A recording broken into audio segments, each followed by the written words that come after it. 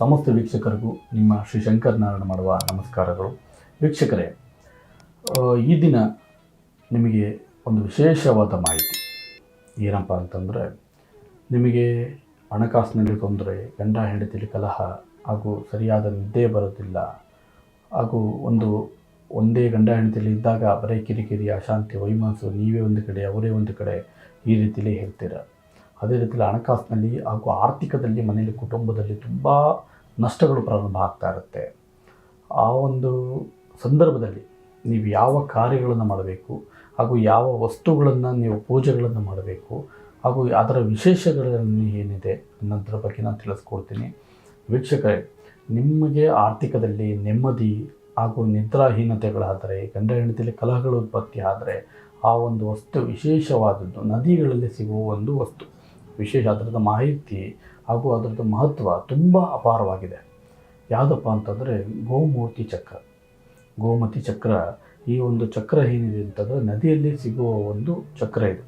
ಈ ಚಕ್ರನ ಹಿತ್ತಾಳೆಯಲ್ಲಿ ನಿಮ್ಮ ಒಂದು ಕುತ್ತಿಗೆಯ ಭಾಗಕ್ಕಾಗಲಿ, ನಿಮ್ಮ ಪರ್ಸಿನಲ್ಲಾಗಲಿ, ಇಲ್ಲ ದೇವ್ರ ಮೇಲಾಗಲಿ, ಇದನ್ನು ಸಂಪೂರ್ಣವಾಗಿ ಹಿತ್ತಾಳೆಯಲ್ಲಿ ನೀವು ವ್ಯವಸ್ಥೆಗಳನ್ನು ಮಾಡಿ ನೀವು ಪೂಜೆಗಳನ್ನು ಮಾಡಿಕೊಂಡು ಹೋದರೆ ಖಂಡಿತವಾಗಿ ಅದರದ್ದು ಶಕ್ತಿ ದುಪ್ಪಟ್ಟು ಆಗುತ್ತೆ, ಆಯ್ತಲ್ಲ. ಈ ಒಂದು ಗೋಮತಿ ಚಕ್ರ ವಿಶೇಷ ಏನಪ್ಪ ಅಂತಂದರೆ, ಮನೆಯಲ್ಲಿ ಇಟ್ಟು ಪೂಜೆಗಳನ್ನು ಮಾಡಬಹುದು. ನದಿಯಲ್ಲಿ ಸಿಗೋದ್ರಿಂದ ಆ ನದಿಯ ಒಂದು ಅಂಶ ಹಾಗೂ ದೈವದ ಅಂಶ ಹಾಗೂ ಸೂರ್ಯನ ಅನುಗ್ರಹ ಖಂಡಿತವಾಗಲೂ ಆ ಲಕ್ಷ್ಮೀ ಪ್ರಾಪ್ತಿ ಅನ್ನೋದು ವಿಶೇಷವಾಗಿ ಪ್ರಾಪ್ತಿ ಅನ್ನೋದು ಆಗ್ತದೆ.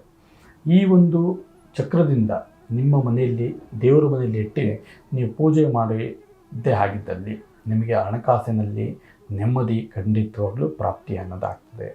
ಅದೇ ರೀತಿ ಸಹ ಮಕ್ಕಳಿಗೆ ವಿದ್ಯಾಭ್ಯಾಸದ ತೊಂದರೆಗಳಿದ್ದರೆ, ನೆನಪಿನ ಶಕ್ತಿ ಕಮ್ಮಿ ಇದ್ದರೆ, ಅದೇ ರೀತಿಯಲ್ಲಿ ಈ ಗೋಮತಿ ಚಕ್ರಗಳನ್ನು ನೀವು ಆ ಮಗುವಿಗೆ ತಾಮ್ರದ ಒಂದು ಲಾಕೆಟ್ ಥರ ಮಾಡಿ ಆ ಮಗುವಿನ ಕುತ್ತಿಗೆಯಲ್ಲಿ ಹಾಕಿದರೆ ಖಂಡಿತ ಆ ಮಗುವಿಗೆ ನೆನಪಿನ ಶಕ್ತಿ, ವಿದ್ಯಾಭ್ಯಾಸ ಹಾಗೂ ಯಾವುದೇ ಒಂದು ತುಂಬ ಒಂದು ಚುರುಕಿನೆಸ್ ಆಗುತ್ತೆ, ಹಾಗೂ ಆರೋಗ್ಯದಲ್ಲಿ ಯಾವುದೇ ತೊಂದರೆ ಅನ್ನೋದು ಬರೋದಿಲ್ಲ ಮಕ್ಕಳಿಗೆ.